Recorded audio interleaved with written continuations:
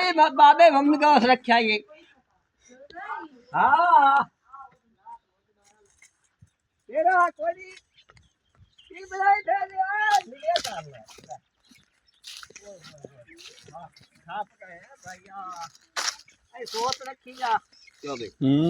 सोच गले ला उत्ते निकी जोई दे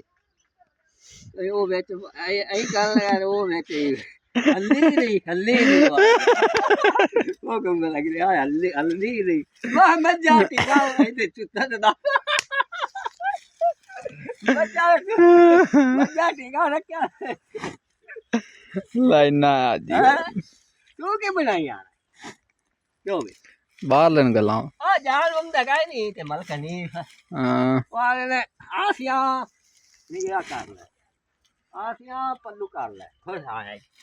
मैं फिर हुआ छाड़ी था मैं और नहीं जा रहा ये कहते ना खराब बंदे ने